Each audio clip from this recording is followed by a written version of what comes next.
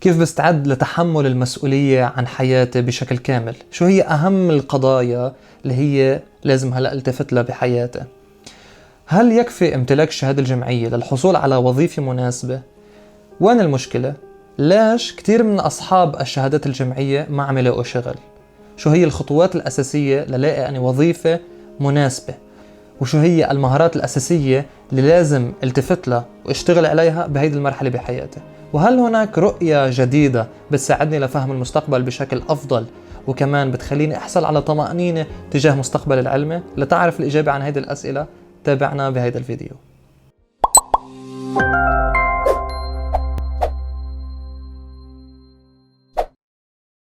استعد لتتحمل المسؤولية عن حياتك بشكل كامل. ولتحصل على هذا الاستعداد وتتحمل المسؤولية عن حياتك، أول شغلة عليك تعرفها هي القضايا الأساسية اللي حتواجهها بحياتك، وغالبا أو كان لازم لأكبر مننا يخبرونا عن هذه القضايا. إذا نجي نستعرض شو هي أهم قضايا ممكن نواجهها ومنرتبها، منقول القضية الأولى أنت كشاب اللي ممكن تواجهها هي قضية اختيار الاختصاص الجامعي. القضية اللي بعدها هي قضية تأمين المعيشة، بصير الواحد مشغول كيف بده يأمن معيشته. القضية اللي بعدها، القضية الثالثة يعني، هي قضية الزواج وبناء الأسرة. والقضية الأخيرة والرابعة هي المجتمع والوطن، يعني أنا كيف بخدم مجتمعي وكيف بخدم وطني. وعلى مر الوقت رح تشوف إنه هيدي القضايا رح تتداخل كلياتها وتأثر بعضها على بعض. جرت العادة أنه الشباب أول شيء بيركزوا على اختيار الاختصاص الجامعي وبينسوا بقية القضايا، وبيكون عم يقول الواحد بينه وبين حاله أنه الحصول على العلم بيأمن لي مهنة مناسبة، وهذا الشيء رح يساعدني لأمن معيشتي وابني أسرة وبالتالي أخدم مجتمعي. لكننا نتفاجأ أنه كتير من أصحاب حملة الشهادات أو أصحاب الاختصاصات الجامعية بيتخرجوا وما بيلاقوا وظيفة مناسبة، فبالتالي بيلاقوا صعوبة بتأمين معيشتهم، وبالتالي بيلاقوا صعوبة بزواجهم وتحقيق خدمة للمجتمع. أين تكمن المشكلة؟ شو السبب اللي ما عم يخلي أصحاب الاختصاصات الجامعية يوصلوا للمهنة المناسبة وبالتالي يلاقوا صعوبة بتأمين معاشهم وحياتهم؟ شو السبب؟ وين المشكلة بالضبط؟ إذا استطعت أن تفهم المشكلة وشو هي أسباب هذه المشكلة، هون بنكون خطيت الخطوة الأولى نحو الاتجاه الصحيح. ومنقول هون أنه امتلاك الشهادة الجامعية والاختصاص الجامعي لا يكفي للحصول على وظيفة مناسبة، ولا يكفي للدخول إلى سوق العمل والحصول على عمل مناسب.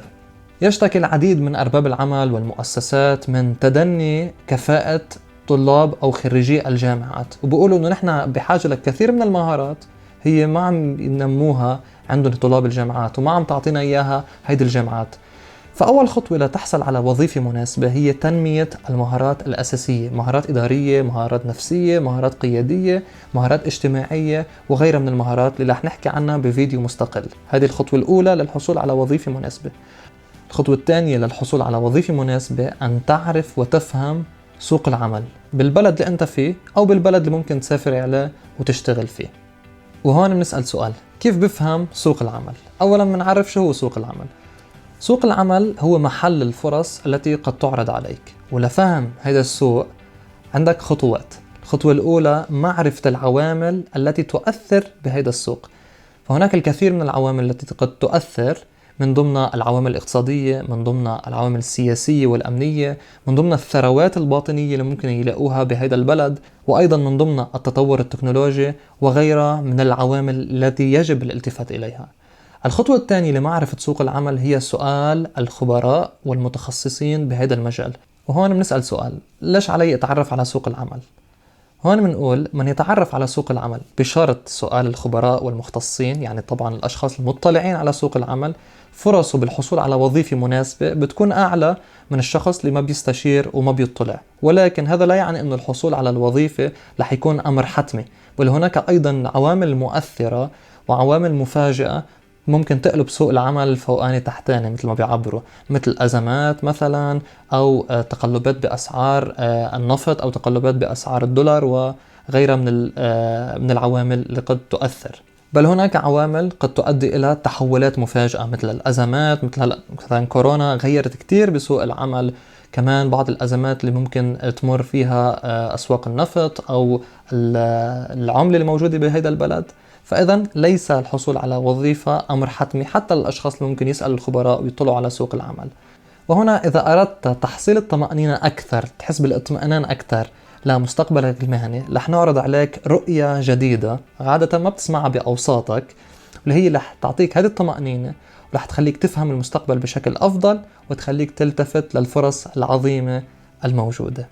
تابعونا بالفيديوهات القادمة، وإذا عجبكم المضمون ما تنسوا اللايك والشير ومشاركته للأصدقاء طبعا، وكمان بهمنا تعليقاتكم تتركونا إياها.